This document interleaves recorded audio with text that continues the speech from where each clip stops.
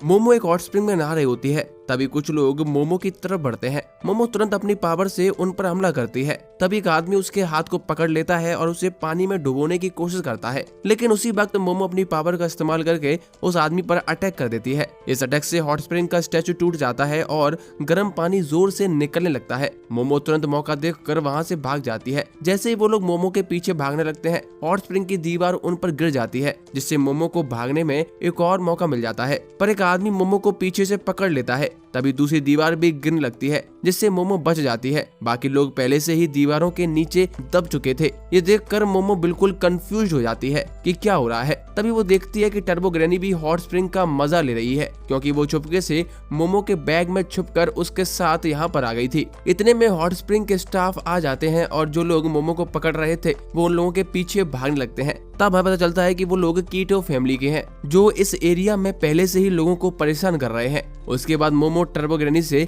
जीजी के घर के बारे में पूछती है। टर्बो ग्रैनी बताती है कि वो घर पहले से ही लोगों का खून अब्सॉर्ब कर चुका है। इस दौरान जीजी और ओकरुन जीजी के घर की एक दीवार में बने हुए होल को देखने लगते हैं। दोनों को समझ नहीं आता कि आखिर दीवार में इतना बड़ा होल कैसे है, इसलिए वो लोग मोमो के आने का वेट करने लगते हैं। तभी उनके घर की डोरबेल बजती है और लगता है मोमो आई है, लेकिन डोर पे तो कीटो फैमिली के लोग होते हैं। वो लोग घर के अंदर आ जाते हैं और स्नैक्स खाने लगते हैं, क्योंकि वो ही इस घर के असली मालिक है। जीजी उन्हें रोक नहीं पाता। इससे ओकरुन कंफ्यूज हो जाता है। जीजी उसे एक्सप्लेन करता है कि जब उसके पेरेंट्स हॉस्पिटल में थे तो कीटो फैमिली ने उसे रेंट नहीं लिया था।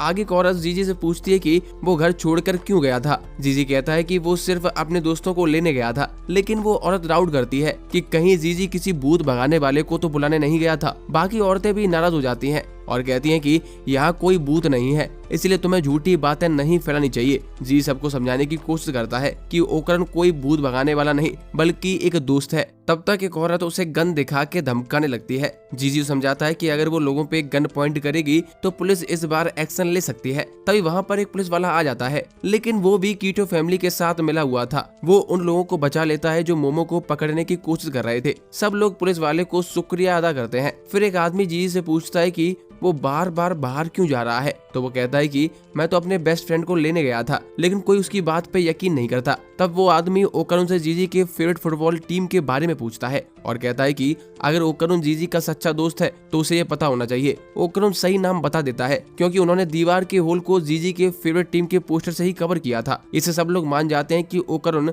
जीजी का बेस्ट फ्रेंड है। तब एक औरत जीजी से मोमो के बारे में पूछती है, पर जीजी बात घुमाने की कोशिश करने लगता है। इससे उस औरत को समझ आ जाता है कि जीजी झूठ बोल रहा है। दूसरी तरफ मोमो एक टेंपल जाती है। टेंपल का प्रीस्ट उस वक्त यूट्यूब वीडियो बना रहा था। बाद में वो मोमो को मंदिर के भगवान दिखाता है। ये एक सांप की खाल जैसी लगती है, जिसे देखकर मोमो को अपनी आंखों पर यकीन नहीं होता। प्रीस्ट मोमो को एक भविष्यवाणी बताता है और कहता है कि ड्रैगन हेवन की तरफ जाएंगे, तब एक रेनबो दिखेगा और पहाड़ों का गुस्सा पूरे गांव को जला कर रख देगा। इसके बाद बताता है कि लोग कहते हैं कि एक बड़ा सा सांप वॉल्केनो के अंदर रहता है और जब भूखा होता है तब वॉल्केनो फट जाता है और सांप का नाम सूचिनोको है। इसी वजह से लोग उस सूचिनोको को पूजते हैं और उसे शांत रखने के लिए हर साल एक बच्चे की बलि चढ़ाते हैं। पिछले 200 सालों से लोग अपने गांव को ऐसे ही बचा रहे हैं, पर अब वो सूचिनोको मर चुका है और लोग मानते हैं कि सूचिनोको ही उन्हें वॉल्केनो से बचा रहा था। इस वजह से अब बच्चों की बलि देना भी बंद हो गई। प्रीस्ट कहता है कि मैं सबको ये बता कर बुर हो चुका हूँ, अब मैं एक यूट्यूबर बनना चाहता हूँ।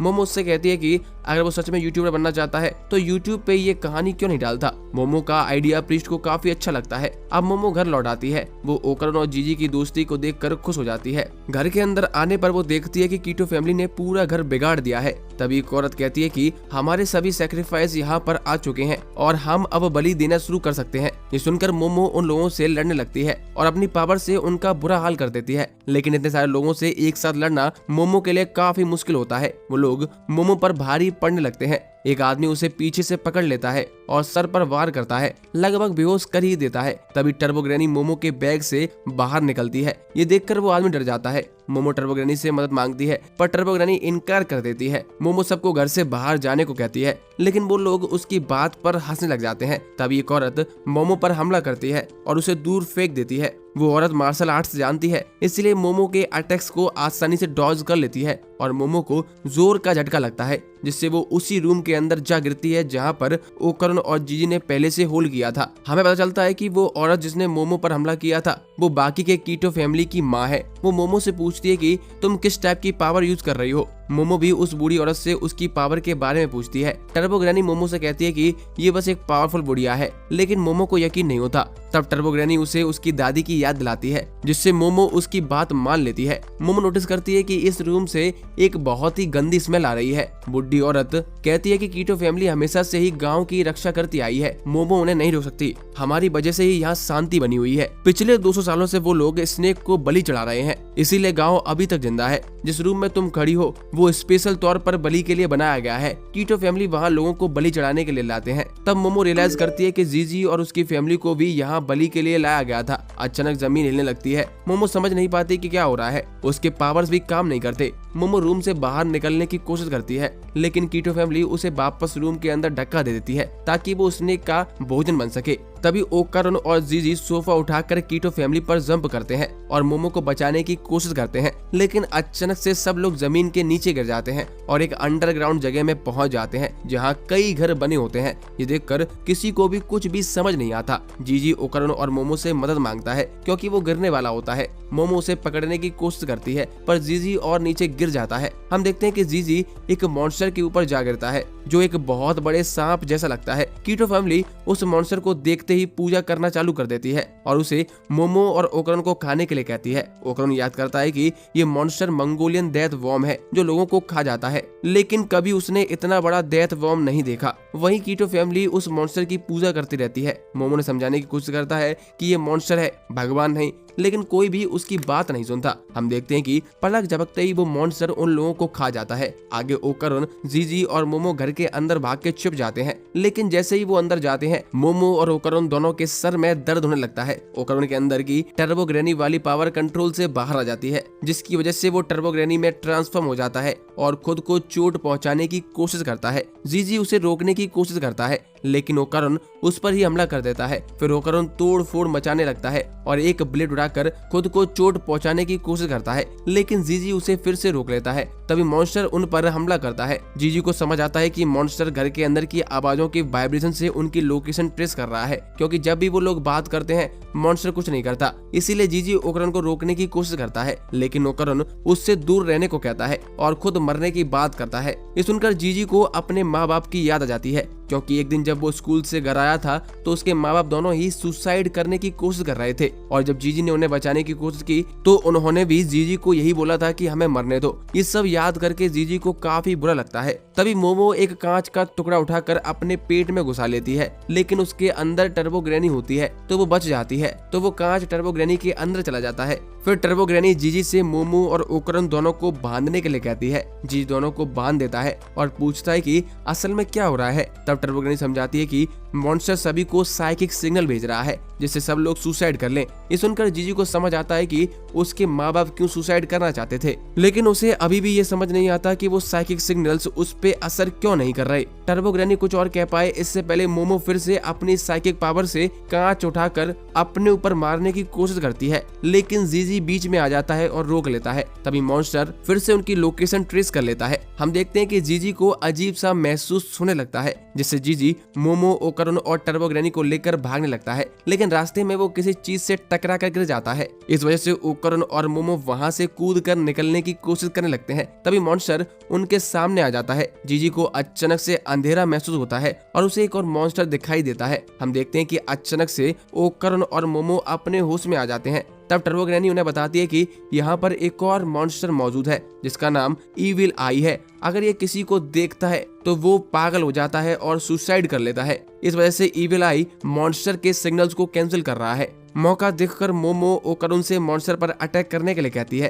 तो ओकरन टर्बो ग्रैनी की पावर का यूज करके डेथ बॉम्ब का सर उड़ा देता है, लेकिन डेथ बॉम्ब अपना सर रीजनरेट कर लेता है और फिर से हमला करता है। इस वजह से सब वापस भागने लगते हैं। टर्बो ग्रैनी सबको कहती है कि कोई भी इविल आई की आंखों में नहीं देखेगा। इविल आई की पावर की वजह से जीजी को रियलाइज हो जाता है कि उसके माँ बाप इविल आई की वजह से नहीं मारे थे, ये सब मॉन्स्टर की वजह से हुआ था। तभी इविल आई जीजी के सामने आता है, जिससे जीजी इविल आई की आंखों में देख लेता है और अब उसे इविल आई का पास्ट दिखाया जाता है। हमें दिखाया जाता है कि इविल आई एक गांव का लड़का था जो बच्चों को खेलता हुआ देख रहा है और सोचता है कि काश वो भी उनके साथ खेल पाता। उसे बिना खाना पानी दिए एक जगह बांध कर रखा जाता है ताकि उसकी मॉन्स्टर के लिए बलि चढ़ाई जा सके। इस वजह से उसका शरीर कमजोर हो जाता है। एक दिन कीटो फैमिली उसकी बलि चढ़ा देती है। उसे एक वोल्केनो के सामने बांध दिया जाता है जिससे सब कुछ जलकर राख हो जाता है। लेकिन आखिरी पलों में उसकी केवल एक ही इच्छा होती है, वो दूसरों के साथ खेल सके। इस वजह से उसकी आत्मा वहीं भटकने लगती है। कुछ सालों बाद जिस जगह उसकी मौत हुई थी वहाँ एक नया घर बन जाता है। वहाँ एक बच्चा उसे देख लेता है, लेकिन जैसे ही वो इविल आई को देखता है उसके माँ बाप मर जाते हैं। ऐसा बार बार कई सारी फैमिली के साथ होता है और धीरे धीरे पूरी जगह पर नए घर बनते जाते हैं। सभी लोग अजीब तरीके से मरते जा रहे होते हैं, लेकिन असल में सब इविल आई की वजह से नहीं, मॉन्स्टर की वजह से मर रहे होते हैं जो उस घर के नीचे जिंदा है। वो मॉन्स्टर ही लोगों को मरने के लिए मजबूर करता है। इविल आई तो सिर्फ बच्चों के साथ खेलना चाहता था। फैमिली के मर जाने के बाद कीटो फैमिली बच्चों को मॉन्स्टर को सेक्रीफाइस कर देती है। इविल आई उसे बचाने की कोशिश करता है, लेकिन वो कुछ नहीं कर पाता। तब इविल आई तय करता है कि अब वो किसी को नहीं छोड़ेगा और सबको मार डालेगा। तभी जीजी होश में आ जाता है और मोमो उसके अंदर से इविल आई को निकालने की कोशिश करती है, लेकिन जीजी मोमो से कहता है कि इविल आई बुरा नहीं है, वो हमेशा डेथ बॉम्ब से लड़ता रहा है, इसी वजह से उसने भी बहुत कुछ सहा है। फिर जीजी इविल आई की असली बॉडी को ढूंढने के लिए जाता है ताकि वो उसे आजाद कर सके। मोमो कुछ समझ नहीं पाती। जब जीजी इविल आई के शरीर तक पहुंचता है तो टर्बो ग्रैनी उसे रोकने की कोशिश करती है और उन्हें वार्न करती है कि ये सही नहीं है, लेकिन जीजी कहता है कि वो भी हमारे जैसा ही है, इसीलिए उस पर भरोसा करो। तभी मॉन्स्टर उन पर इलेक्ट्रिसिटी का हमला करता है और सबको रेत में डुबाने लगता है। मोमो टर्बो ग्रैनी से पूछती है कि तुम्हारा गुड लक कहाँ है। टर्बो ग्रैनी कहती है कि इस बार उनका गुड लक दुश्मन के साथ है। ये सुनकर मोमो पागल हो जाती है, जबकि ओकरन हिल नहीं पाता क्योंकि वो अपनी पावर का काफी ज्यादा यूज कर चुका था। मोमो वहाँ से भागने की कोशिश करती है, लेकिन अब इविल आई जीजी के ऊपर कब्जा करने लगता है। हम देखते हैं कि जीजी अपनी बॉडी के अंदर इविल आई से मिलता है और उससे माफी मांगता है और कहता है कि वो उसका दर्द समझ सकता है। इसी वजह से इविल आई मान जाता है और कहता है कि अब मैं हमेशा तुम्हारे साथ रहूंगा। तब हमें दिखाई देता है कि इविल आई पूरी तरह से जीजी के शरीर पर कब्जा कर लेता है। तभी मॉन्स्टर दोबारा इलेक्ट्रिसिटी से हमला करता है। जैसे ही मॉन्स्टर मोमो को खाने की कोशिश करता है, जीजी उसे लात मारकर पीछे ढकेल देता है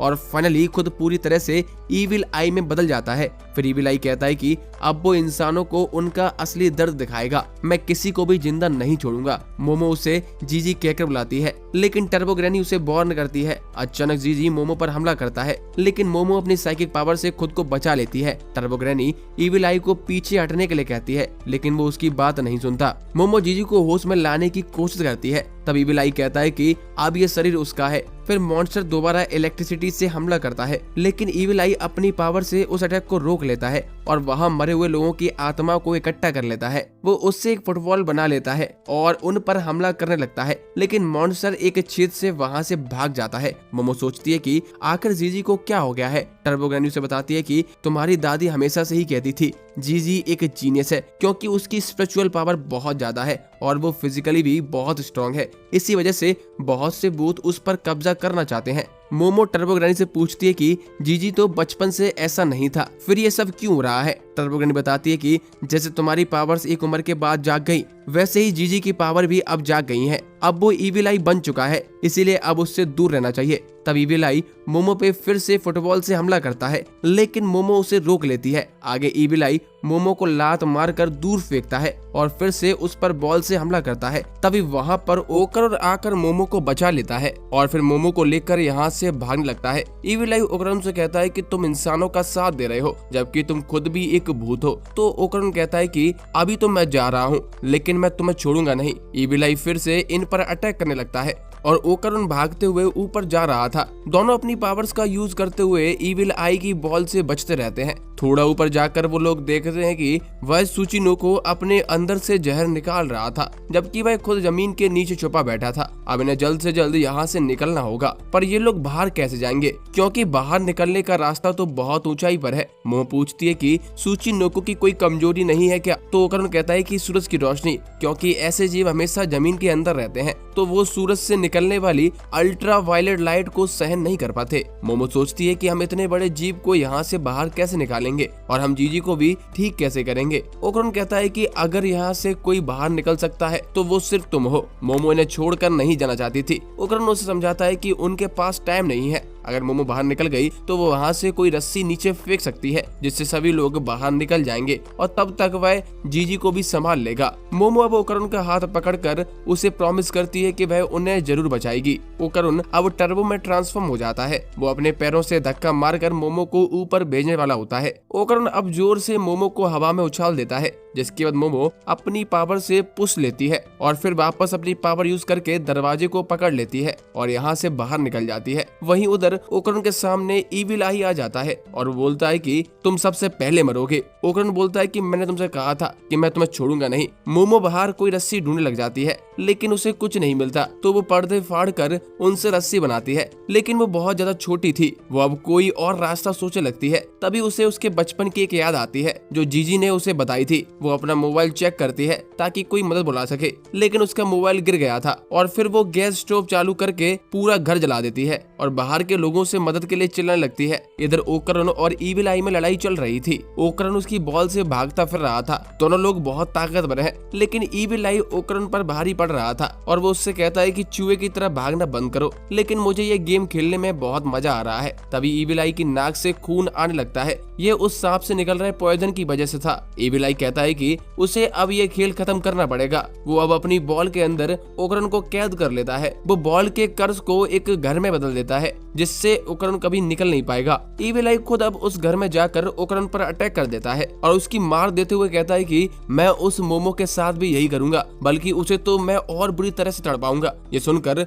ओकरन उसका मुंह पकड़ लेता है। वो कहता है कि तुमने 3 चीजें की हैं जो तुम्हें नहीं करनी चाहिए थी। पहली की तुमने मोमो को चोट पहुंचाई, दूसरी तुमने मेरे दोस्त की बॉडी पर कब्जा किया, मुझे मेरा दोस्त वापस करो। ओकरन अब अपने पैरों से इस्तेमाल करके इविल आई को मुक्का मारता है और फिर फुल थ्रोटल जाकर इविल आई पर मुक्के की बरसात कर देता है, जिससे उसका कर्स हाउस टूटने लग जाता है और एक आखिरी मुक्के में ओकरन उसे बाहर कर देता है और इविल आई बेहोश हो जाता है, जिससे कर्स हाउस भी टूट जाता है। ओकरन बोलता है कि तीसरी चीज जो तुम्हें नहीं करनी चाहिए थी वो थी तुम्हें मुझे गुस्सा नहीं दिलाना चाहिए था। ओकरन भी बुरी तरह से थक गया था और वो यहाँ से बाहर निकलने की सोचने लग जाता है। वह जीजी की बॉडी को घसीटता हुआ ऊपर ले जाने लगता है। तभी उसे टर्बो ग्रैनी की आवाज आती है जो कि अब भी उसके नीचे वाले घर में चिपकी हुई थी और मदद के लिए चिल्ला रही थी। ओकरन अब यहाँ आकर टर्बो ग्रैनी को बाहर निकालने लगता है, लेकिन फिर खुद भी नीचे गिर जाता है और मदद के लिए चिल्लाने लग जाता है। ग्रैनी कहती है कि अपनी पावर यूज करो पागल। ओकरन कहता है कि वह पहले ही 2 बार फुल थ्रोटल जा चुका है, अब वो ट्रांसफॉर्म नहीं हो सकता। दोनों अब मोमो को आवाज लगाते हैं। इधर घर की आग बुझाने के लिए फायर फाइटर्स आ गए थे और पुलिस वाले मोमो से सवाल करते हैं कि क्या वह आग उसी ने लगाई है। वो उन्हें समझाने की कोशिश करती है पर वो लोग सुनने को तैयार नहीं थे और उसे अरेस्ट करके यहाँ से ले जाने लगते हैं। मोमो देखती है कि सूरज भी ढलने वाला था। मोमो फायर फाइटर से कहती है कि पानी को घर में डालने की बजाय जमीन पर डालो। पुलिस वाले उसे पकड़कर ले जाने लगते हैं और तभी इन्हें मॉन्स्टर की आवाज सुनाई देती है और जमीन हिलने लगती है और तभी वह सुचिनो को निकलकर बाहर आ जाता है, जिसको देखकर सभी लोग भागने लगते हैं। मोमो कहती है कि उसका प्लान कामयाब रहा और यह सुचिनो को अपने आप ही बाहर आ गया। बचपन में जीजी ने उसे बताया था कि केंचुए जमीन से बाहर क्यों निकलते हैं। केंचुए अपनी स्किन के जरिए सांस लेते हैं और जब बारिश होती है तो जमीन में पानी भर जाता है और वह सांस नहीं ले पाते, इसीलिए वे जमीन से बाहर निकल आते हैं, लेकिन गर्मी के मौसम में वे सूख जाते हैं। और इधर सुचिनो को भी सनलाइट सहन नहीं कर पाता। वो घर के पीछे छुपने की कोशिश करता है तो मोमो अपनी पावर से ट्रक उठा के उसमें दे मारती है और थोड़ी देर में उसका पूरा शरीर सूख के बेजान हो जाता है। मोमो चेक करने के लिए उसके पास जाती है कि वो सच में मर गया कि नहीं। तभी उसके पेट में हलचल होती है और वह उल्टी कर देता है। उल्टी में उसने कीटो फैमिली के सारे मेंबर्स को बाहर निकाल दिया होता है जो कि अब भी जिंदा है। वह बुढ़िया मोमो को डांटने लगती है कि उसने महान सरपेंट को मार दिया। मोमो कहती है कि उसने तो तुम सबको खा लिया था। खैर उसके पास टाइम नहीं है, उसे ओकरन और जीजी को भी बाहर निकालना है। तभी जमीन वापस हिलने लगती है और पूरे शहर में भूकंप सा आ जाता है और वह ज्वालामुखी फटने लग जाता है। वो बुढ़िया मोमो से कहती है कि यह सब तुम्हारी गलती है, ये सब तुमने ही किया है। अब पूरे शहर में सायरन बजता है कि ज्वालामुखी फट गया है, सब लोग तुरंत यहाँ से जगह खाली कर दो। इधर वो बुढ़िया मोमो से कहती है कि इसीलिए हम लोग महान सरपेंट को बलि चढ़ाते थे ताकि वो इस जगह को ज्वालामुखी से बचा सके, लेकिन अब सब खत्म हो गया है क्योंकि महान सरपेंट मर चुका है और इसकी जिम्मेदारी सिर्फ मोमो की है। वो उसे एक कहावत सुनाती है जो उनके गांव में सदियों से चली आ रही थी कि जब ड्रैगन आसमान की तरफ जाएगा तब ज्वालामुखी फटेगा। वहीं मोमो कुछ और ही सोच रही होती है कि अगर केचुए सूरज की रोशनी में नहीं आ सकते तो यहाँ ऐसी कहावत क्यों है कि ड्रैगन आसमान की तरफ जाएगा। वो अब उन्हें बोलती है कि कहावत सरपेंट के बारे में थी ही नहीं बल्कि हॉट स्प्रिंग के बने हुए फाउंटेन के बारे में थी जो आसमान की तरफ जाते हैं और वो सिग्नल था कि ज्वालामुखी फटने वाला है और इन लोगों ने कहावत को गलत समझ लिया है। मोमो अब सुचिनोको की बॉडी उठाती है और पहाड़ी से नीचे फेंक देती है। इसके बाद वो खुद भी भागकर पहाड़ी के नीचे जाने लगती है। कीटो फैमिली वाले भी उसका पीछा करते हैं कि उसकी हिम्मत कैसे हुई महान सरपेंट के शरीर की बेइज्जती करने की। मोमो अब उस शरीर को उठाकर भागने लगती है। वह उसे ले जाकर एक फाउंटेन में ठूंस देती है जिससे पानी निकल रहा था। मोमो अब वापस भागकर पहाड़ी के ऊपर जाने लगती है। अगर उस ज्वालामुखी ने टाउन खत्म कर दिया तो महान सरपेंट वाला अंधविश्वास सच हो जाएगा और मोमो ऐसा नहीं होने देगी। वह ऊपर आकर सुचिनोको का मुंह उठा लेती है। इसका पिछवाड़ा मोमो ने फाउंटेन में ठूस दिया था और इसका शरीर अब एक पानी के पाइप जैसा काम करेगा और इसके मुंह से पानी निकलने लगता है, लेकिन सुचिनोको का चिपचिपा लिक्विड भी बाहर आ रहा था। ज्वालामुखी से निकलता हुआ लावा सबको जलाते हुए आगे बढ़ रहा था। मोमो उस पर पानी डालती है जिससे लावा ठंडा हो जाता है, लेकिन पूरे जंगल में तो मोमो पानी नहीं डाल सकती। तभी वो बुढ़िया मोमो को एक जोर की लात मारती है और बाकी फैमिली वाले भी यहाँ आ जाते हैं। वो बुढ़िया कहती है कि वह मोमो की बलि देकर महान ज्वालामुखी को शांत करेगी। मोमो कहती है कि तुम्हारा गॉड तो महान सरपेंट हुआ करता था, अब बदल कैसे गया। वो सब मोमो को पकड़ने उसके पास आते हैं, लेकिन तभी बीच में मानजीरो आ जाता है, वही जो यूट्यूबर बनना चाहता था। मानजीरो बताता है कि एक हफ्ते पहले उसकी मास्टर का फोन आया था जो कि कोई और नहीं बल्कि मोमो की दादी सेइको थी। उसने कहा था कि 3 बच्चे तुम्हारे गांव आ रहे हैं तो उनका ख्याल रखना। मोमो को देखकर उसे लगा ही नहीं था कि ये सेइको की पोती है, उसे लगा कि ये बस एक फालतू टूरिस्ट है। मानजीरो अब कीटो फैमिली को संभालने लगता है और मोमो पाइप उठाकर आग बुझाने लगती है, लेकिन उसकी पावर कम होती जा रही होती है। तभी इस पाइप में आकर इविल आई की बॉल लग जाती है और इसमें छेद हो जाता है। इसके बाद इविल आई की नजर कीटो फैमिली पर जाती है जिससे उसे बदला लेना है। वो सीधा बुढ़िया को मारने उसके पास जाता है, लेकिन कुछ होता नहीं है और उसका निशाना चूक जाता है। इसके बाद मोमो और मानजीरो बुढ़िया को बचाने लगते हैं तो इविल आई कहता है कि तुम हमेशा बीच में टांग अड़ाती हो तो मैं सबसे पहले तुम्हें मारूंगा। मोमो उससे पूछती है कि ओकरण कहाँ है, तुमने उसके साथ क्या किया। इविल आई कहता है कि मेरे अलावा यहाँ कोई नहीं बोलेगा और मुझे भूख लगी है। अब मोमो, मानजीरो और बुढ़िया तीनों एक साथ हो जाते हैं। इविल आई भागकर मोमो की तरफ आता है। वो उसे जोरदार लात मारने वाला था पर मानजीरो उसे बचा लेता है। इसके बाद बुढ़िया उसे जोरदार मुक्का मारती है पर उसे कुछ नहीं होता और मोमो उसे पकड़कर पीछे कर लेती है। इसके बाद मोमो इविल आई के हाथ पैर पकड़ लेती है, लेकिन अपनी बॉल से वो छूट जाता है और मानजीरो को लात मारकर दूर फेंक देता है। मोमो की पावर भी अब काम नहीं कर रही थी और इविल आई उसे जोरदार लात मार देता है, लेकिन तभी उसके मुंह पर एक पंच आकर लगता है। ये पंच किसी और ने नहीं बल्कि उस बॉक्सिंग केकड़े ने मारा था जो हमें सीजन 1 में दिखाया गया था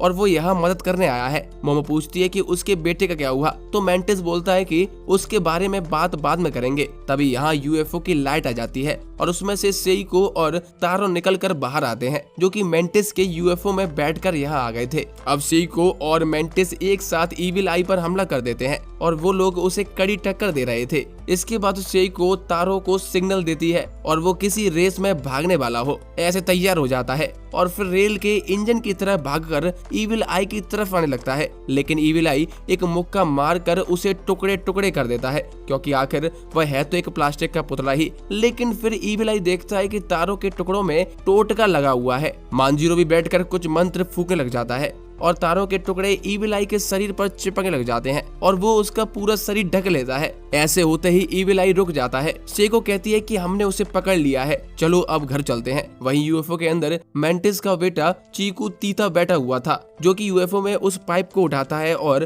पूरे जंगल के लावे को ठंडा कर देता है। सेइको मानजीरो को डांटने लग जाती है कि उसने ठीक से ख्याल क्यों नहीं रखा और हालत इतने ज्यादा कैसे बिगड़ गए, जिस पर मानजीरो कहता है कि गलती आपकी है, आपने सिर्फ ये बताया था कि 3 बच्चे आ रहे हैं, इसके अलावा कुछ नहीं और आपको मेरी तारीफ करनी चाहिए कि इतनी सी बात सुनकर मैं भी मदद करने आ गया। तारो पूछता है कि अब मैं अपने इंटरनल ऑर्गन्स का क्या करूं? तो सेइको कहती है कि किसी पन्नी में डाल लो और क्या। और मोमो से पूछती है कि चश्मिश कहाँ है और वो बिल्ली भी। लेकिन मोमो तो यहाँ थी ही नहीं। मोमो मेंटिस के साथ भागकर उस घर की तरफ जाने लगती है क्योंकि ओकरन अब भी नीचे फंसा हुआ था। मोमो की पावर काम नहीं कर रही थी तो मेंटिस मुक्का मारकर घर के मलबे को साफ कर देता है और मोमो देखती है कि वह पूरा गड्ढा ज्वालामुखी के लावे से भर गया था, यानी कि ओकरन उसके अंदर जलकर राख हो गया होगा। यह देखकर मोमो शॉक हो जाती है और वह मानने को तैयार नहीं थी कि ओकरन नहीं रहा। वो चीकू तीता से कहती है कि थोड़ा पानी गड्ढे में डालो, मैं इसके अंदर जाऊंगी, ओकरन अंदर ही होगा। मेंटिस कहता है कि यह नामुमकिन है,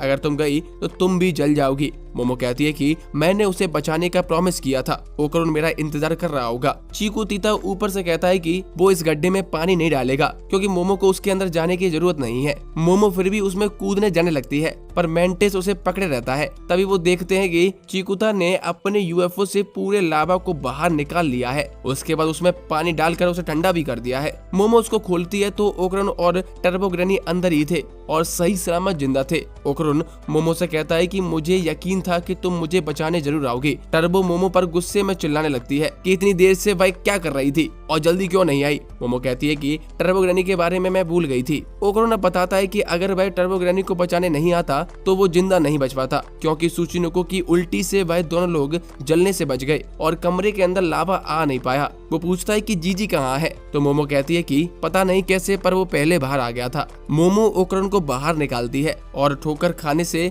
ओकरन मोमो को पकड़ लेता है और माफी मांगते हुए दूर हो जाता है। लेकिन फिर मोमो खुद ही उसके गले लग जाती है और माफी मांगती है कि वो उसे बचाने नहीं आ पाई और शुक्र है कि वो जिंदा बच गया। अब सभी लोग घर आकर एक रिचुअल परफॉर्म करते हैं ताकि जीजी के शरीर से इविल आई की बुरी आत्मा बाहर निकाला सके, लेकिन वह इस काम में फेल हो जाते हैं और इविल आई इनसे कहता है कि तुम सभी लोग अपने समय की बर्बादी कर रहे हो। सभी लोग फिर से ट्राई करते हैं लेकिन इस बार भी कुछ नहीं होता तो सभी लोग घर में डिनर करने चले जाते हैं। आयरा भी इन्हीं के यहाँ डिनर कर रही थी और वो गुस्सा थी कि ये लोग उसे साथ क्यों नहीं ले गए, आखिर वो उनकी लीडर है। मोमो उस पर चिल्लाने लगती है और कहती है कि इसे यहाँ किसने बुलाया। दोनों लड़ने लगते हैं और फिर आयरा मेंटिस से बोलती है कि तुम एलियन वापस क्यों आ गए। मेंटिस कहता है कि मैं काऊ ले जाकर बहुत खुश था लेकिन भाई उसमें से दूध निकाल ही नहीं पा रहा था और मेरा पूरा प्लेनेट भी पानी से भरा हुआ है तो वहाँ तो काऊ रह ही नहीं सकती क्योंकि चीकू तीता बिना दूध के जिंदा नहीं रह सकता है, इसीलिए वो वापस आ गया और अब से वो दोनों हमेशा इसी जगह रहेंगे।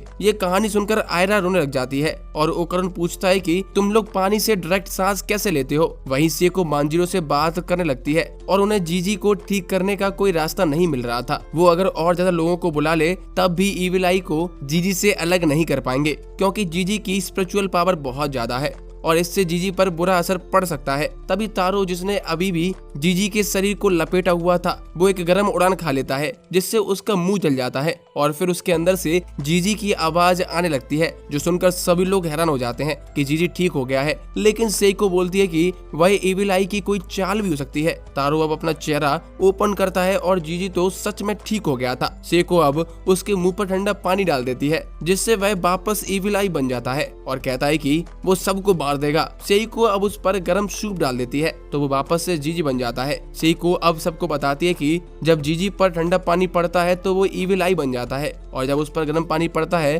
तो वो जीजी बन जाता है। मोमो अब जीजी पर से तारो का फेस उतार देती है लेकिन उसकी बॉडी अब भी जीजी से चिपकी हुई थी। सेइको जीजी से माफी मांगती है, अगर उसे पता होता कि वहाँ इविल आई है तो वो उन्हें जाने नहीं देती। अब टर्बो ग्रैनी कहती है कि तुम लोगों को सच में लगता है कि तुम लोग इविल आई को कंट्रोल कर पाओगे। इविल आई एक माउंटेन स्पिरिट था जिसकी पावर गॉड के लेवल की मानी जाती है। अगर इसने किसी आम इंसान को पजेस कर लिया तो उसका शरीर इसे झेल नहीं पाता और खत्म हो जाता है। इसीलिए उसने जीजी को टारगेट किया जिसकी स्पिरिचुअल एनर्जी काफी ज्यादा है और वह उसका अल्टीमेट वेसल है। टर्बो ग्रैनी कहती है कि इविल आई एक अभी पैदा हुए बच्चे जैसा है और वह टाइम के साथ और भी ज्यादा पावरफुल हो जाएगा और फिर ये लोग उसे बंद करके नहीं रख पाएंगे। सेको कहती है कि जीजी अब से हमेशा किसी न किसी की नजर में रहेगा और मांजिरो भी उसकी निगरानी करता रहेगा और जब तक वह इविल आई को खत्म नहीं कर देते जीजी शहर छोड़कर नहीं जाएगा क्योंकि शहर के बाहर इनकी पावर कम हो जाती है। साथ में अब सभी लोग गर्म पानी का थर्मस लेके घूमेंगे जिससे वो लोग जीजी के मुंह पर मारकर उसे नॉर्मल कर सके और जीजू को भी ध्यान रखना होगा कि भाई ठंडे पानी से दूर रहे। हाथ धोते समय, पानी पीते समय या बारिश में भी उसे बचकर रहना होगा। क्योंकि थोड़ा सा पानी पड़ते ही वह ईविल आई में ट्रांसफॉर्म हो जाएगा। इसके बाद मेंटिस यहाँ से जाने लगता है और मोमो उससे पूछती है कि अब वो कहाँ जाएगा। तो मेंटिस बताता है कि अब वो पास ही के एक डेयरी फार्म में काम करने वाला है। ये सब जुगाड़ से किया गया है, अगर इन्हें कभी भी जरूरत पड़ती है तो मेंटिस को बुला सकते हैं। वहीं आयरा तो अब से मेंटिस के बच्चे के साथ खेलने में लगी थी और ओकरन बड़बड़ करने में लगा था कि उसका यूएफओ उड़ता कैसे है, वो पेट्रोल पर चलता है कि डीजल में। मेंटिस उसे कुछ बताता है पर वह भाषा इन्हें समझ नहीं आती। अब मोमो मेंटिस से पूछती है कि उसका असली नाम क्या है, जिस पर मेंटिस बोलता है कि पीनी वीनी, जिसको सुनकर ये लोग कहते हैं कि मेंटिस ही ठीक है। इसके बाद ये अपने यूएफओ में बैठकर यहाँ से चले जाते हैं। अब अगले दिन सब हॉस्पिटल जाने लगते हैं जहाँ पर जीजी के पेरेंट्स भर्ती हैं। मोमो और ओकरन पीछे बैठे हुए थे और वह एक मोमेंट भी शेयर करते हैं जिसमें मोमो जानबूझकर ओकरन के हाथ पर अपना हाथ रखती है और दोनों शर्माने लगते हैं। ओकरन मोमो से पूछता है कि भाई क्या कर रही है, तो मोमो कहती है कुछ भी तो नहीं। तभी जीजी चिल्लाने लगता है कि तारो उसकी बात नहीं सुन रहा है। जीजी की अभी सिर्फ गर्दन आजाद हुई है, उसका बाकी शरीर अब भी तारो के कंट्रोल में है। ये लोग जीजी के पेरेंट्स के लिए गिफ्ट भी ले जाते हैं और मोमो कहती है कि काश वो जल्दी ठीक हो जाए। जीजी बोलता है कि वो लोग बहुत मस्ती करते हैं तो अच्छा हुआ अभी हॉस्पिटल में पड़े हैं, उसे तो उनकी बिल्कुल भी चिंता नहीं है। लेकिन हॉस्पिटल में उन्हें देखते ही जीजी बच्चे की तरह रोने लग जाता है। मोमो तारो से कहती है कि वह अपना हाथ ऊपर करे पर वो जीजी को अजीब तरह से नचाने लगता है। न्यूज में बताया जाता है कि ज्वालामुखी के फटने से कोई भी जान हानि नहीं हुई और जंगल की आग को काबू कर लिया गया है और साथ में ही पूरी कीटो फैमिली को पुलिस ने अरेस्ट कर लिया है। लेकिन इनकी लीडर बुढ़िया भाग गई है और पुलिस उसे ढूंढने लगी हुई है। हम देखते हैं कि बुढ़िया जंगल में छुपी हुई थी, लड़ाई में उसका एक हाथ टूट गया था। बुढ़िया कहती है कि मैंने 200 साल लगा दिए थे उसे इतना बड़ा करने में। वो सूचिनोकी की बात कर रही थी। वो अब गुस्से में चिल्लाने लगती है और एक पेड़ को उखाड़ कर फेंक देती है। इसके बाद वो अपने शरीर को कौचली की तरह उतार देती है और हम देखते हैं कि वो बुढ़िया तो इंसान है ही नहीं बल्कि एक मॉन्स्टर है और 200 साल से वो इंसान की शक्ल में घूम रही थी। वो कहती है कि मैं तुम्हें छोड़ूंगी नहीं मोमो आई से, तुमने जमीन के भीतर रहने वाले सभी मॉन्स्टर को अपना दुश्मन बना लिया है। अगले दिन मोमो और ओकरन साथ में स्कूल जाने लगते हैं। वो पूछता है कि अब जीजी कैसा है, तो मोमो बताती है कि शायद हयाशी रिचुअल करके उसे ठीक किया जा सकता है पर कोई हयाशी करने को तैयार नहीं है। ओकरन बोलता है कि अगर तारो की सील हट गई तो हमें फिर से ईविल आई से लड़ना पड़ेगा। मोमो कहती है कि हाँ शायद, और वो ओकरन से कुछ पूछना चाहती है पर वो कुछ पूछ पाती उससे पहले ही मोमो के दोनों दोस्त वहां आ जाते हैं और इन्हें फिर से देख मोमो बहुत खुश हो जाती है। मीको बताती है कि जीजी के गांव में ज्वालामुखी फटा है और उसके ऊपर लोगों ने यूएफओ भी देखा है। खैर यहाँ सब स्कूल पहुंच जाते हैं। वहीं आयरा की क्लास में उससे कोई भी बात नहीं करता जब से उसने सबको सच बताया है कि उसने ही मोमो के खिलाफ गलत सलत रूमर फैलाए थे। आयरा बहुत अकेला महसूस कर रही थी। तभी मोमो और ओकरन उसके पास आ जाते हैं और मोमो उसे खींचकर अपने साथ ले जाती है, जो देखकर बाकी क्लासमेट हैरान हो जाते हैं क्योंकि इन दोनों की तो लड़ाई चल रही थी। मोमो अब ओकरन और आयरा से कहती है कि वो दोनों आज उसके घर सोने जाएं ताकि ये लोग मिलकर जीजी पर नजर रख सके और सेइको भी थोड़ा आराम कर सके। ये सुनकर दोनों लोग शर्माने लगते हैं और ऐसे दिखाते हैं कि उन्हें मजबूरी में जाना पड़ रहा है और वो तुरंत मोमो के घर रात रुकने को हाँ कर देते हैं। मोमो ये भी नोटिस करती है कि आयरा का अब स्कूल में कोई भी दोस्त नहीं है। आयरा कहती है कि तुम्हारा इससे कोई लेना देना नहीं है, वैसे भी गलती मेरी थी। इधर सेइको तारो से कहती है कि जीजी के शरीर को पूरी तरह से आजाद कर दे क्योंकि उसके ऊपर तो टोटके की पावर अब खत्म हो गई थी और तारो पूरी तरह से जीजी से अलग हो जाता है। सेइको फिर से जीजी को याद दिलाती है कि उसे पानी से बच के रहना होगा और सिर्फ गर्म पानी से ही हाथ धोने हैं और इस्तेमाल करने हैं। तभी मोमो और ओकरन स्कूल से वापस आ जाते हैं और उनके साथ आई होती है आयरा भी। सेइको इन सभी को गर्म पानी का थर्मस पकड़ा देती है ताकि जब भी जीजी ईविल आई बनने लगे तो ये लोग उसके मुंह पर पानी मारकर उसे होश में ला दे। इसके बाद सभी लोग डिनर करते हैं। ओकरन और जीजी अच्छे दोस्त बन गए हैं। वहीं मोमो और आयरा में भी दोस्ती होने लगती है। खाना खाते समय जैसे ही एक बूंद सोया सॉस की गिरती है जीजी के हाथ पर तो वो ईविल आई में बदल जाता है। वो डिनर टेबल को उलट देता है और घर में एक बहुत ही बड़ा ब्लास्ट कर देता है। फिर मोमो उस पर गर्म पानी डालती है और उसे नॉर्मल जीजी बना देती है। आयरा जीजी को डांटती है कि कितनी बार बोला था कि ठंडा पानी मत छुओ। मोमो देखती है कि ओकरन को भी थोड़ी चोट लगी हुई है। ओकरन कहता है कि ईविल आई पहले से ज्यादा पावरफुल हो गया है। मोमो साइको से कहती है कि हमें जीजी के लिए कुछ करना पड़ेगा वरना सुबह तक ये पूरा घर तोड़ दिया जाएगा। तभी 4 लोगों का एक ग्रुप आता है। सेइको कहती है कि अगर चोरी करने आए हो तो वापस लौट जाओ। उसके बाद मोमो और आयरा ग्रुप के लीडर बनने को लेकर झगड़ा करने लगते हैं। तभी वो 4 लोग वापस आते हैं और कहते हैं कि वो हयाशी ग्रुप से हैं। हम लोग जीजी के भूत को भगाने आए हैं। अब वो अपनी रिचुअल शुरू करते हैं जिसमें गाना बजाना होता है। सेइको ने कहती है कि ये लोग स्पिरिट मीडियम नहीं है, इन्हें भूत दिखते भी नहीं है और ये अच्छा है क्योंकि इससे भूत इन्हें डिस्टर्ब नहीं करेंगे। जो म्यूजिक ये लोग बजाते हैं वो स्पिरिचुअल वर्ल्ड में भी गूंजता है। फिर वो लोग म्यूजिक तेज कर देते हैं और सभी लोग एंजॉय करने लगते हैं। म्यूजिक इतना पावरफुल होता है कि कब्रिस्तान के मुर्दे भी उठकर नाचने लग जाते हैं। इसका असर जीजी पर भी पड़ता है। मोमो अपनी पावर से उसे पकड़ लेती है। तब उसे जीजी के मन की आवाज सुनाई देती है। वो रिचुअल रोकना चाहता था क्योंकि वो इविल आई को मारना नहीं चाहता है, वो बस उसके साथ खेलना चाहता था। इविल आई बहुत टाइम से उस कमरे में बंद था। उसका सपना था कि एक दिन वो भी दूसरे बच्चों की तरह सबके साथ खेलेगा, पर अब वो फिर से मरने वाला था। जीजी खुद कहता है कि अब वो ध्यान रखेगा और ठंडे पानी से दूर रहेगा। प्लीज इविल आई को मत मारो। ये सुनकर सेइको रिचुअल की आग बुझा देती है और हयाशी ग्रुप को वहाँ से जाने को कहती है और इविल आई को अब उनके परिवार का हिस्सा बना लेती है। इसके बाद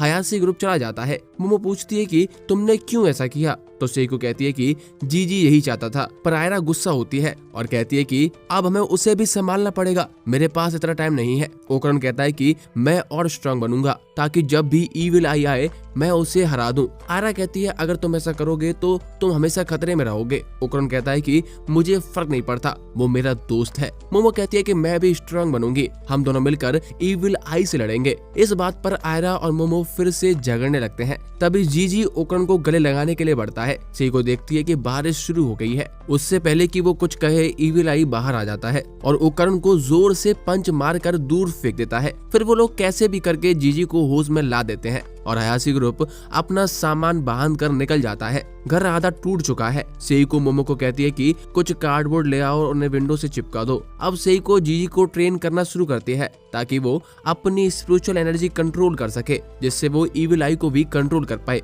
जीजी वो पोज बनाता है जिससे वो मोमो का मजाक उड़ाया करता था। रात को जीजी बाथरूम में जाने के लिए उठता है और ओकरन उसके पीछे रहता है कि कहीं इविल आई ना निकल आए। जीजी गर्म पानी से हाथ धोता है। जब उनका कार्डबोर्ड वॉल फट जाता है तो ओकरन उसे चिपका देता है। जीजी ओकरन से माफी मांगता है और कहता है कि सब उसकी वजह से परेशान हो रहे हैं। ओकरन कहता है कि माफी की कोई जरूरत नहीं है, जब मैं भी श्रापित था तब मैंने भी सेइको और मोमो को परेशान किया था, पर उन्होंने मेरा ख्याल रखा था। सेइको ने तब हेल्प करने के बदले में ओकरन से पैसे लेने से भी मना कर दिया और कहा कि अगर सच में तुम्हें मेरा कर्ज चुकाना है तो किसी और की मदद कर देना। ये बात ओकरन के दिल में बैठ गई थी, इसीलिए अब वो जीजी की मदद कर रहा है। अगली सुबह आयरा उठती है, चेहरा धोती है और मेकअप करती है। सब ब्रेकफास्ट के लिए बैठे होते हैं। सेइको जीजी को याद दिलाती है कि तुम सीधा बैठो ताकि तुम अपनी एनर्जी को कंट्रोल कर सको। फिर तीनों स्कूल जाने के लिए निकल जाते हैं। आयरा ओकरन से कहती है कि मोमो सोते हुए लात मारती है। इसके बाद फिर से मोमो और आयरा दोनों झगड़ने लगते हैं। स्कूल में मोमो अपनी फ्रेंड्स मीको और मोको से कहती है कि वो पार्ट टाइम जॉब करेगी ताकि वो घर रिपेयर करा सके। मोको कहती है कि उसकी फ्रेंड रियाना को रेस्टोरेंट में वेटर चाहिए, तो मोमो तुरंत हाँ कर देती है। स्कूल के बाद मीको और मोको ओकरन के पास जाकर कहते हैं कि मोमो जॉब पर गई है तो तुम हमारे साथ कॉफी पर चलो। ओकरन कहता है कि ये तो डेट जैसा है। मोको कहती है कि अगर मोमो जीजी के साथ कॉफी पर जाएगी तो तुम उसे डेट बोलोगे। ओकरन कहता है कि बिल्कुल भी नहीं। बाद में ओकरन मान जाता है और उनके साथ चला जाता है। वो लोग मेड कैफे में जाते हैं जहाँ पर लड़कियाँ मेड की ड्रेस में होती हैं। ओकरन देखता है मोमो भी वही आउटफिट पहनी हुई है, इसीलिए वो लोग उसे यहाँ लाए थे। मोमो शर्मा जाती है और ओकरन का चेहरा भी लाल हो जाता है। मीको और मोको मोमो से ऑर्डर करती है और उसे चिढ़ाती हैं। फिर सब मिलकर एक ग्रुप फोटो भी लेते हैं। बाद में मोमो उन्हें डांटती है और कहती है कि ये जॉब तो रेस्टोरेंट की थी ना, पर ये मेड कैफे निकला और तुम लोग मेरा मजाक बनाने आए हो यहाँ पे, तुम तो गए बेटा। वो उन्हें घर जाने को कहती है और ओकरन का हाथ पकड़कर खींचती है। ओकरन कहता है कि वो यहाँ रुकना चाहता है तो मोमो उसे जाने के लिए कहती है। माफी मांगते हुए पूछता है कि तुम्हारी शिफ्ट कब खत्म होगी। मोमो कहती है कि 10 बजे। तब ओकरन कहता है कि मैं तब तक यहीं रुकूंगा तो मैं घर छोड़ दूंगा, पर मोमो कहती है कि इसकी कोई जरूरत नहीं है, मैं स्ट्रांग हूँ और ऊपर से तुम्हें ठंड लग जाएगी। फिर ओकरन वहाँ से चला जाता है। रात को जब मोमो का काम खत्म होता है तो वो देखती है कि ओकरन अभी भी उसका इंतजार कर रहा है। ओकरन कहता है कि मैं तुम्हें अकेले घर नहीं जाने दूंगा। वो पहले मोमो का हाथ पकड़ने के लिए आता है, फिर खींच लेता है, पर मोमो खुद उसके हाथ को पकड़ लेती है और कहती है कि ऐसे हम दोनों को ठंड लगेगी। दूसरी तरफ जीजी ट्रेनिंग कर रहा होता है। जीजी पहले सीधे बैठकर प्रैक्टिस करता है और मानजीरो उसे हिला नहीं पाता। सेइको उसे और फोकस करने को कहती है और उस पर सोया सॉस गिरा देती है। जैसे ही सोया सॉस गिरता है, इविल आई निकलने की कोशिश करता है पर जीजी उसे रोक लेता है। अब वो इविल आई को कंट्रोल कर सकता है। सेइको कहती है कि अब भी उसे ठंडी चीजों से दूर रहना है पर नॉर्मल पानी चलेगा। तभी मोमो और ओकरन वापस आते हैं। सेइको पूछती है कि इतनी देर तुम्हें क्यों लग गई। मोमो कहती है कि वो पार्ट टाइम जॉब कर रही है। आयरा और जीजी दोनों उसके पास दौड़ते हुए आते हैं और टकरा जाते हैं। आयरा की कोल्ड कॉफी जीजी के फेस पर जाकर गिरती है। सब गर्म पानी डालने के लिए रेडी हो जाते हैं पर इविल आई एक शापित घर बनाकर मोमो को उसमें कैद कर लेता है। सेइको बैरियर तोड़ने की कोशिश करती है पर उसे कुछ नहीं होता। इविल आई मोमो पर अटैक करता है पर मोमो अपनी साइकिक पावर से उसको दूर फेंक देती है। इविल आई घर को और छोटा कर देता है और मोमो का गला दबाने लगता है। मोमो के मुंह में ऑलरेडी गर्म पानी था तो वो उसे इविल आई के चेहरे पर थूक देती है जिससे जीजी वापस नॉर्मल हो जाता है। इसके बाद जीजी माफी मांगता है। ओकरन उसे साइड करता है और मोमो से पूछता है कि तुम ठीक हो। सेइको जीजी को टॉवल देती है और कहती है कि ये उसकी गलती नहीं थी। जीजी देखता है कि सेइको बैरियर तोड़ते हुए खुद के हाथ जला लेती है। वहीं ओकरन और मोमो एक दूसरे के और करीब आ जाते हैं। रात को आयरा मोमो से माफी मांगती है अपनी कॉफी के लिए पर मोमो कहती है कि टेंशन मत लो, कुछ नहीं हुआ है। दूसरे कमरे में जीजी और ओकरन चुप रहते हैं और बात भी नहीं करते। अगले दिन हम मिस्टर मेंटिस को देखते हैं जो अब की काऊ फार्म में काम करता है। ओकरन उसे मिलने आता है और देखता है कि मेंटिस ने ह्यूमन फॉर्म ले लिया है। ओकरन शॉक हो जाता है और पूछता है कि और कितने एलियंस यहाँ पर इंसानी बेस में रह रहे हैं। मेंटिस कहता है कि तुम यहाँ क्या करने आए हो। ओकरन कहता है कि तुम मुझे अपना स्टूडेंट बना लो और मुझे पावरफुल पंचेस मारना सिखा दो। शुरुआत में मेंटिस मना कर देता है और कहता है कि हिंसा बुरी चीज है। वो ओकरन से उसकी काम में मदद करने के लिए कहता है। ओकरन मदद करता है पर मेंटिस फिर भी उसे स्टूडेंट नहीं बनाता। रात को थका हुआ ओकरन घर लौटता है और सोचता है कि वो फिर से कल जाएगा। सेइको उससे पूछती है कि तुम्हें इतनी देर क्यों लग गई, क्या तुमने भी कोई पार्ट टाइम जॉब शुरू कर दी है। फिर वो उसे खाना खाने को देती है। दूसरी तरफ जीजी ओकरन की तरफ देख भी नहीं पाता। मानजीरो सेइको से कहता है कि हमें ज्यादा रिस्क नहीं लेना चाहिए, हम इविल आई को कंट्रोल नहीं कर सकते हैं।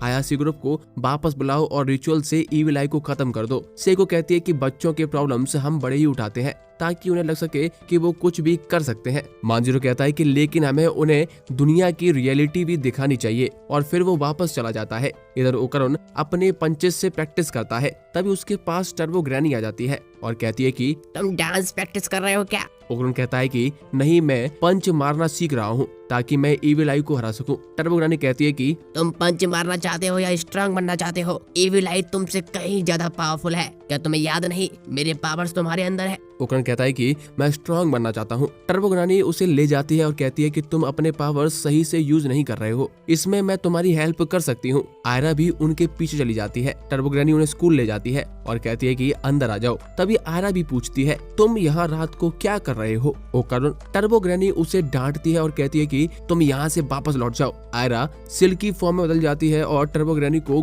गाली देती है। ओकरन दोनों को शांत कराता है और आयरा को सब समझाता है। आयरा कहती है कि वो भी स्ट्रांग बनने के लिए उनके साथ चलेगी। टर्बो ग्रैनी उन्हें म्यूजिक रूम में ले जाती है जहाँ म्यूजिशियन की फोटो लगी होती है। आयरा झूठी एक्टिंग करती है डरने की और ओकरन के करीब आती है पर अचानक पियानो की आवाज से वो घबरा जाती है और ओकरन को पंच मार देती है। टर्बो ग्रैनी आयरा से कहती है कि ये तुम्हारा कॉम्बैट रिदम है। फिर वो इविल आई की रिदम बताती है जो ज्यादा फास्ट होता है। टर्बो ग्रैनी कहती है कि इविल आई हर एक बीट में 4 एक्शन कर सकता है जबकि तुम सिर्फ 2। आयरा भी 4 कर सकती है पर जब इविल आई अपने शापित हाउस में होता है तो वो एक बीट में 10 एक्शन कर सकता है। तभी पियानो अपने आप बजने लगता है और बड़े सर वाले म्यूजिशियन के भूत वहाँ पर आ जाते हैं। 6 बड़े सर वाले गोस्ट फोटो से निकल आते हैं और कहते हैं कि कौन इतने खराब म्यूजिक को बजा रहा है। आयरा कहती है कि हम कुछ नहीं जानते, हम तो यहाँ से जा रहे हैं। पर टर्बो ग्रैनी ओकरन और आयरा की तरफ इशारा करते हुए कहती है कि ये दोनों बजा रहे थे।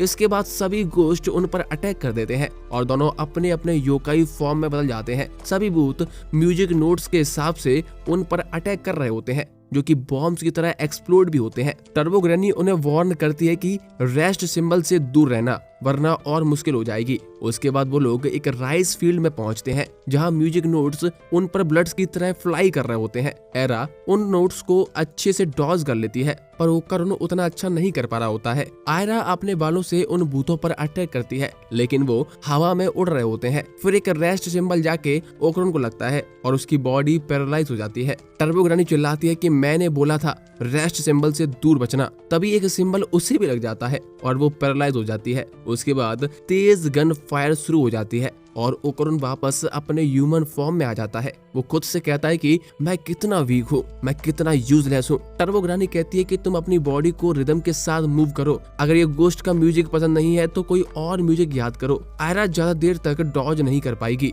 ओकरुन कहता है कि उसे म्यूजिक के बारे में कुछ ज्यादा नहीं पता, वो सॉन्ग नहीं सुनता है। तभी उसे अचानक से याद आता है कि वो म्यूजिक जो हयाशी ग्रुप ने बजाया था कुछ दिन पहले, जो उसे बहुत ही ज्यादा पसंद आया था। तभी आयरा डॉज करने की कोशिश करती है पर उसका पैर खेत में धंस जाता है और एक गोश्त उस पर बड़ा ब्लास्ट करता है। तभी ओकरुन आकर आयरा को बचा लेता है। वो हयाशी ग्रुप के म्यूजिक के बारे में सोचता हुआ दौड़ रहा होता है और अब वो नॉट्स को डॉज करने में काफी ज्यादा सक्सेसफुल हो गया होता है। ये देखकर टर्बो ग्रैनी उसकी तारीफ करती है। आयरा एक गोश्त के बाल पकड़ के उसे नीचे खींचती है और जोर से किक मारकर उसकी गर्दन तोड़ देती है। वो गोश्त एक पोर्ट्रेट में बदल जाता है। ये गोश्त कंडक्टर था और जैसे ही वो गया बाकी गोश्त उड़ना बंद कर देते हैं। फिर वो एक नया म्यूजिक बजाने लगते हैं और पूरी जगह एक ऑडिटोरियम में बदल जाती है जहाँ 4 और भूत आकर गाना गाने लगते हैं। अचानक उनके मुंह से हजारों छोटी छोटी पपेट्स निकल आती हैं और अटैक्स करने लगती हैं। आयरा और ओकरुन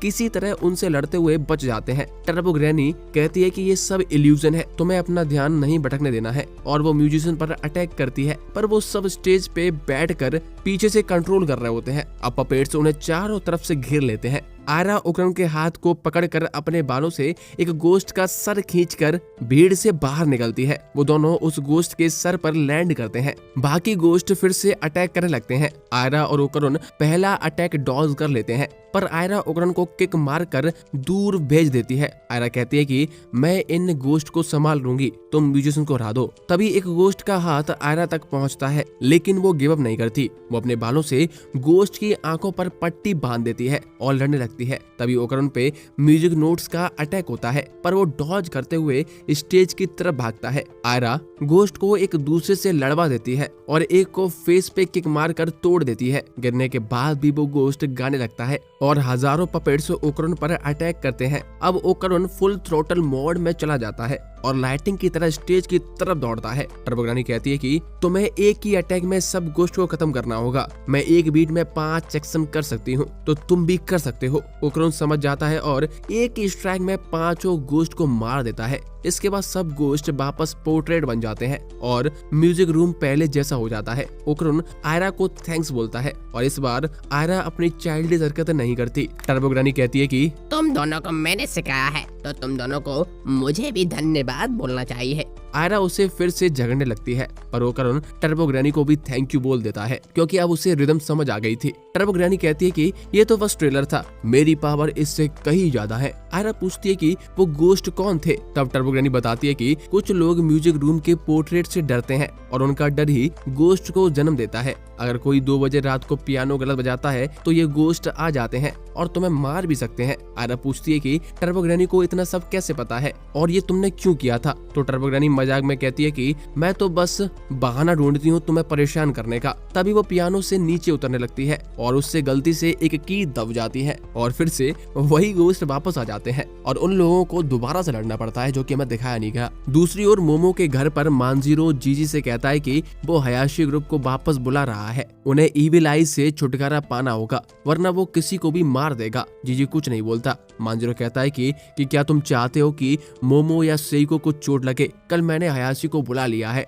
और प्रेयर्स मैं खुद करूंगा। ये कहकर मांजीरो चला जाता है। मोमो सेइको से पूछती है कि तुमने इस पर कुछ क्यों नहीं बोला, तुमने तो बोला था कि इविल आई हमारी फैमिली का पार्ट है। पर सेइको चुप रहती है। तभी ओकरुन बाहर से जीजी को बुलाता है। मोमो पूछती है कि वो इतनी रात को क्या कर रहा है। ओकरुन कहता है कि वो इविल आई से लड़ने जा रहा है। मोमो पूछती है कि ऐसा क्या हुआ है। तो ओकरुन कहता है कि जब इविल आई ईविल ने तुम्हें छुआ तब मुझे बहुत ही गुस्सा आया था। तुम सब उसे एक्सेप्ट करना चाहते हो पर मैं नहीं कर पा रहा हूँ। ये कहकर ओकरुन टर्बो ग्रैनी मोड में चला जाता है। मांजिरो से कहता है कि रुक जाओ, कल हम वैसे भी ईविल आई को खत्म कर देंगे। पर सेइको कहती है कि ओकरुन सही है। आगे आयरा पानी ले आती है और ओकरुन मोमो को साइड में हटने को बोलता है। जीजी कहता है कि उसे ओकरुन पर भरोसा है। आयरा पानी जीजी पर डालती है और वो ईविल आई में बदल जाता है। ओकरुन उस पर अटैक करता है। दोनों के बीच जबरदस्त फाइट होती है। टर्बो ग्रैनी की ट्रेनिंग के बाद ओकरुन बहुत ही फास्ट हो गया था और ईविल आई को टफ कंपटीशन दे रहा होता है। ईविल आई ओकरुन को अपने शापित हाउस में भी बंद करने की कोशिश करता है,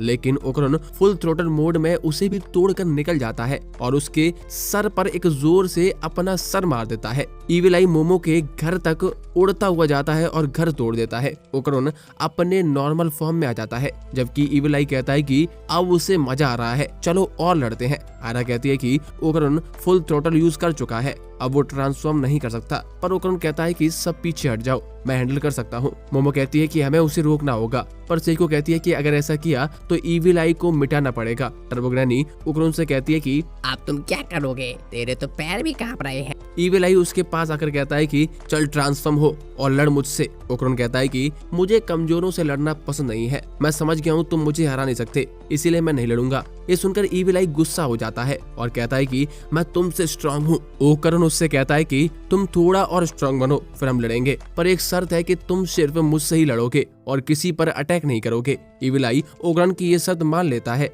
ओकरुन कहता है कि तुम तो सब ह्यूमंस को मारने की बात करते हो, उसका क्या। ईविल आई बच्चे की तरह गुस्सा करता है और कहता है कि सबसे पहले मैं सिर्फ तुम्हें मारूंगा। ओकरुन कहता है कि मुझे स्कूल भी जाना होता है तो मैं रोज तो नहीं लड़ सकता, हम एक हफ्ते में एक बार लड़ेंगे, चलेगा। ईविल आई ये बात भी मान जाता है। तब ईविल आई अपना अंडरवेयर निकाल कर कहता है कि ये अंडरवेयर तेरे रूल्स नहीं मानते, ये सब ह्यूमंस को मारना चाहते हैं, जब तक मैं तुझे हरा नहीं दूंगा तब तक ये तुम रख लो। ओकरुन ईविल आई से अंडरवेयर ले लेता है और दोनों डील कर देते हैं। तब जीजी नॉर्मल हो जाता है। ओकरुन कहता है कि इस बार उसने किसी को भी चोट नहीं पहुंचनी थी, अब वो नॉर्मल लाइफ जी सकता है। इससे जीजी खुश हो जाता है, पर सब उससे मुंह छिपाने लगते हैं क्योंकि जीजी अब भी नंगा खड़ा हुआ है। अगले दिन मांजिरो ईविल आई का अंडरवियर लेकर अपने गांव लौट जाता है। वो कहता है कि ये अब शापित आइटम है, मैं इसे संभाल कर रखूंगा। मोमो कहती है कि हम लोग एक दिन तुम्हारे गांव जरूर आएंगे। मांजिरो कहता है कि तब तक मैं भी एक ऑसम यूट्यूबर बन जाऊंगा, बिल्कुल थिंक एनिमे की तरह।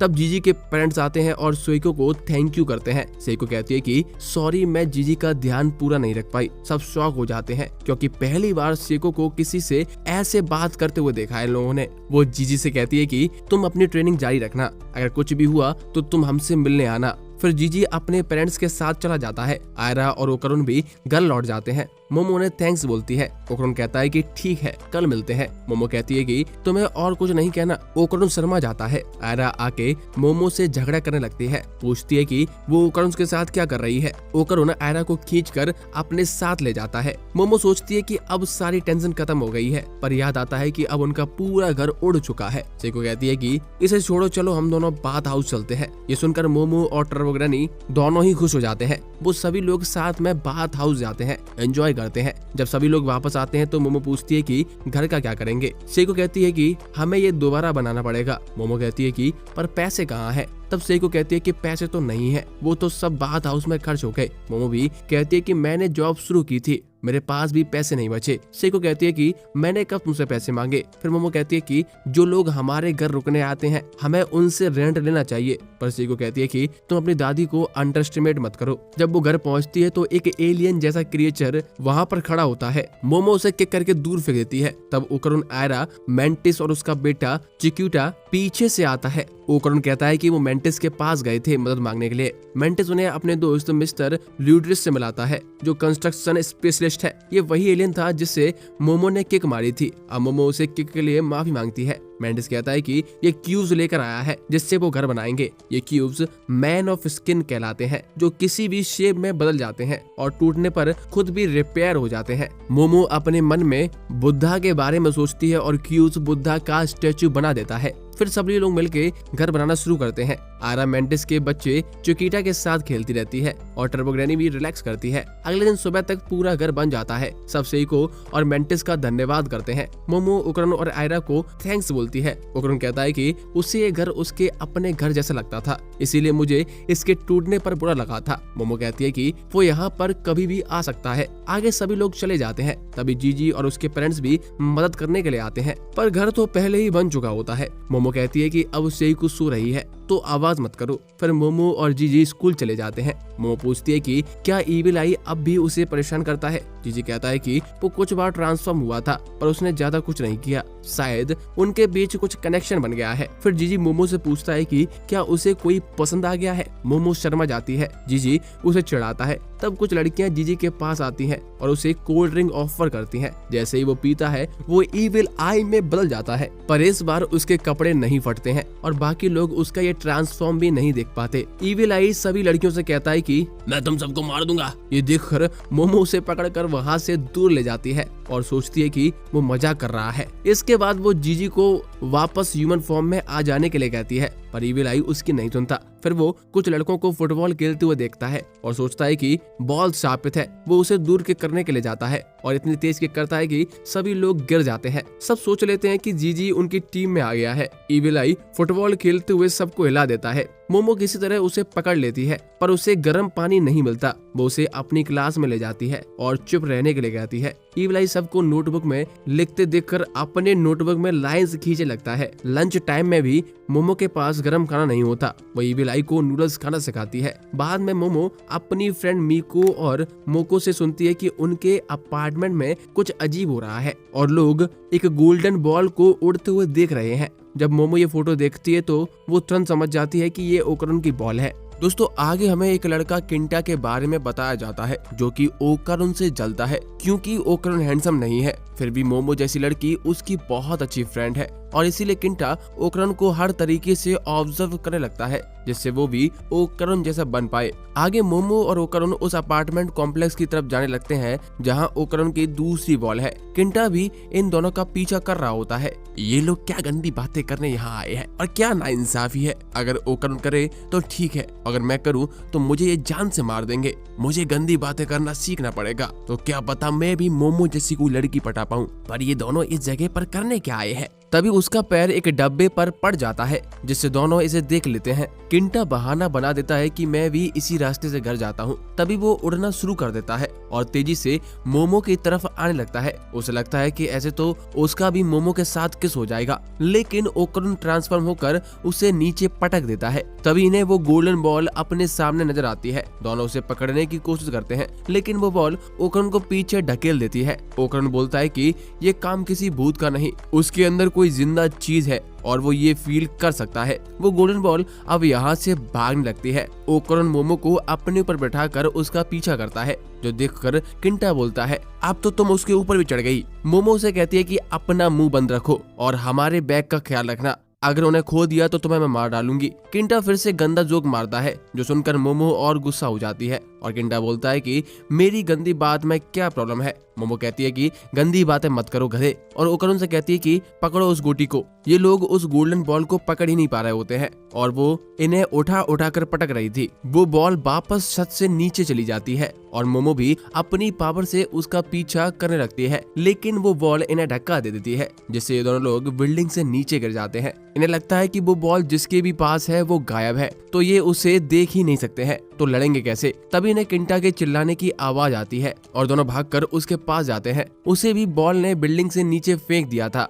लेकिन मोमो एंड टाइम पर उसे बचा लेती है। मोमो उस पर चिल्लाती है कि मैंने तुमसे कहा था ना कि हमारे बैग्स का ध्यान रखना, तो हमारे पीछे क्यों आ रहे हो। वो गोल्डन बॉल फिर से उनके सामने आ जाती है और किंटा हीरो बनते हुए कहता है कि इसका सामना अब मैं करूंगा। वो भागकर उसे टक्कर मारने जाता है और गिर जाता है। किंटा बोलता है कि ये एंटिटी रेट्रो रिफ्लेक्शन का यूज कर रही होगी गायब होने के लिए। हम तीनों अलग अलग एंगल से इसे देख सकते हैं। जो सुनकर गोल्डन बॉल यहाँ से भागने लगती है। वो दीवारें तोड़ती जा रही होती है पर किंटा उसका पीछा करता रहता है। वहीं ओकरन उनके सामने आ जाता है और मोमो साइड से आती है, जिससे उसे वो गायब एंटिटी दिखाई देने लगती है जिसने बॉल को पकड़ा हुआ था। मोमो अपनी पावर से उसे पकड़ लेती है और ओकरन फुल थ्रॉटल का यूज करता है। मोमो अब किंटा से पूछती है कि उसे इसके बारे में कैसे पता था, तो किंटा बोलता है कि अगर कोई चीज गायब है तो वो जरूर किसी तरह का रिफ्लेक्शन टेक्निक यूज कर रही होगी। असल में किंटा को साइंस फिक्शन के बारे में बहुत कुछ पता है। खैर,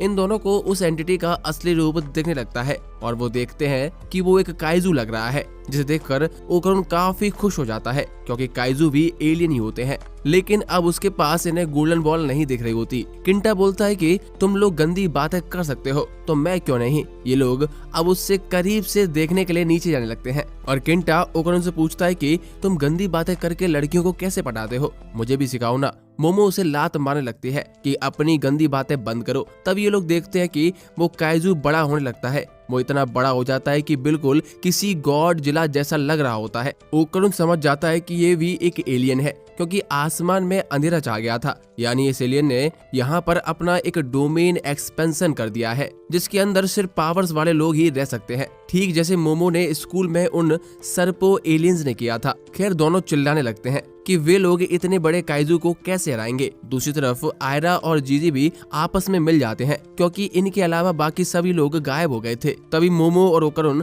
भागते हुए उन्हीं की तरफ आते हैं और उनके पीछे वो काइजू लगा हुआ होता है। अब भागते हुए किंटा दूर गिर जाता है और काइजू उसे कुचलने वाला था, लेकिन ओकरन भागकर उसे पकड़ लेता है और किंटा बच जाता है। मोमो जीजी से कहती है कि उस लड़के को लेकर यहाँ से भागो, तो आयरा बोलती है कि चुप रहो, लीडर मैं हूँ। वो भी जीजी से कहती है कि इस लड़के को लेकर यहाँ से चले जाओ। जीजी किंटा को उठाकर यहाँ से भाग जाता है और बाकी तीनों लोग काइजू पर हमला कर देते हैं, लेकिन काइजू को खरोंच भी नहीं आ रही होती है। आयरा अपने बालों से उसकी आंखें बंद कर देती है और उसे गिराने की कोशिश करती है, लेकिन फिर ये काइजू अपने अंदर से थंडर बीम निकालता है। आयरा अब एक बार उठकर उसके मुंह पर दे मारती है और मोमो से कहती है कि उसके पैरों पर अटैक करो। मोमो भी अब एक कार उठाकर उसकी टांग पर मारती है। काइजू तो गिर जाता है, लेकिन वह अपनी पूंछ से इन पर हमला कर देता है। आयरा अब टावर ही काइजू पर गिरा देती है, लेकिन काइजू को कुछ भी नहीं होता है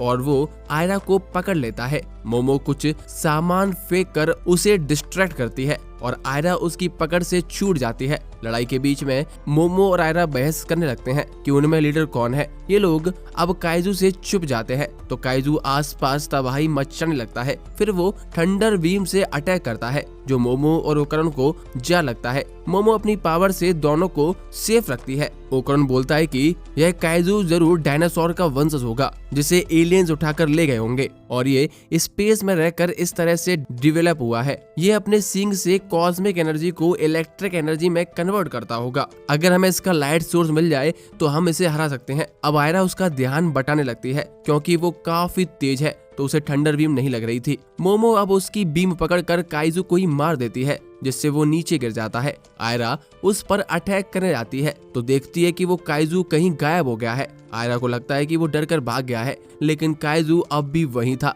बस गायब हो गया था। काइजू अब आयरा पर अपनी थंडर बीम मारता है जो उसे जा लगती है। दूसरी तरफ जीजी किंटा को लेकर भाग रहा होता है। किंटा उससे पूछता है कि यहाँ चल क्या रहा है, तो जीजी बोलता है कि मेरे ऊपर अपना पसीना मत गिराओ वरना उसका ईविल आई बाहर आ जाएगा। लेकिन किंटा को लगता है कि जीजी उसकी बेइज्जती कर रहा है तो वह जानबूझकर उस पर अपना पसीना गिरा देता है। इससे जीजी अब ईविल आई में ट्रांसफॉर्म होने लगता है, लेकिन जीजी किसी तरह से ईविल आई को बाहर नहीं आने देता और किंटा से कहता है कि ऐसा फिर मत करना। लेकिन किंटा किसी कुत्ते की तरह अपनी गर्दन हिला देता है और सारा पसीना जीजी की तरफ गिरता है जिससे ईविल आई बाहर आ जाता है। किंटा भी देख लेता है कि जीजी का चेहरा बदल गया है और ईविल आई किंटा से बोलता है कि अबे तू कौन है, मरना है क्या तुझे? इतना कहकर वह जीजी का स्कूल बैग फेंक देता है और यहाँ से जाने लगता है। किंटा बोलता है कि तुम मुझे अकेले छोड़कर कहाँ जा रहे हो? मोमो ने कहा था कि हमें उसके घर जाना है।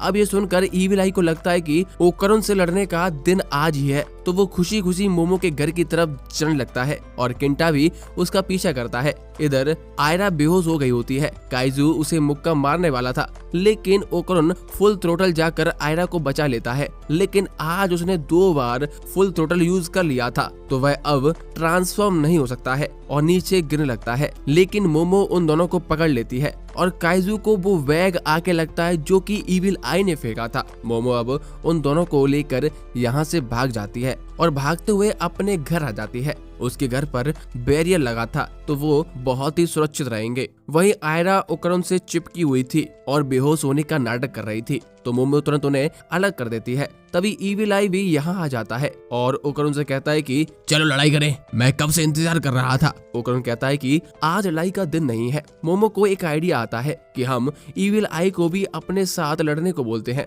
ओकरुन बोलता है कि हमें ऐसा नहीं कर सकते, उसने चड्डी प्रॉमिस लिया था, वो सिर्फ ओकरुन से ही लड़ेगा। अगर उसे दूसरों से लड़ने की परमिशन दे दी गई तो वो हम पर भी हमला कर सकता है। आज मोमो की दादी भी नहीं थी, वो किसी टीवी शो के लिए बाहर गई थी। ओकरुन ट्रांसफॉर्म नहीं हो सकता और इविल आई लड़ेगा नहीं, यानी सिर्फ मोमो और आयरा ही लड़ने की हालत में थे। तभी ओकरुन देखता है कि मोमो के घर की दीवार चमक रही थी। इधर वो काइजू चलते हुए मोमो के घर की तरफ आ रहा था। ओकरुन अब घर में से एक क्यूब बाहर निकाल लेता है और मोमो से कहता है कि हम इसका यूज कर सकते हैं। हमने ये पूरा घर नैनो स्किन से बनाया था, लेकिन अगर हम इसका इस्तेमाल करें तो शायद उस काइजू को हरा सकते हैं। ये सब लोग अब घर के अंदर चले जाते हैं। ओकरुन बोलता है कि नैनो स्किन कोई भी शेप ले सकती है, उन्हें बस इमेजिन करना होगा और हम इस पूरे घर को शेप में बदल सकते हैं। लेकिन ओकरुन ढंग से इमेजिन नहीं कर पा रहा था। अब किंटा बोलता है कि अगर ओकरुन नहीं कर सकता तो ये काम मैं करूंगा। साइंस फिक्शन में भी नैनो मशीन होती हैं और साइंस फिक्शन मुझसे अच्छा कोई नहीं जानता होगा। किंटा अब इमेजिन करता है और इस पूरे घर को पावर रेंजर्स के हेड क्वार्टर बना देता है। वो सभी लोगों को अलग अलग कमरे में भेज देता है जहाँ पर वो इस रोबोट को कंट्रोल कर सकते हैं। अब ये पूरा घर ट्रांसफॉर्म होकर बड़ा सा रोबोट बन जाता है, लेकिन वह बुद्धा जैसा दिखाई दे रहा होता है। मोमो कहती है कि उन्हें कुछ बड़ा चाहिए था, तो उसने बुद्धा को सोच लिया था, इसीलिए ये रोबोट बुद्धा जैसा दिख रहा है। किंटा बोलता है कि ठीक है, अब इसी से काम चला लेंगे। मोमो कहती है कि वो सब तो ठीक है, लेकिन हम इसे चलाएंगे कैसे। और इसी के साथ ये वीडियो खत्म होती है। दोस्तों, अगर आप इस वीडियो को अच्छे से सपोर्ट करते हैं तो हम इसका नया पार्ट जरूर ले आएंगे, तो इसीलिए हमें कमेंट में जरूर बताएं और वीडियो को लाइक करना ना भूलें। तो मिलते हैं अगले वीडियो में, तब तक के लिए बाय।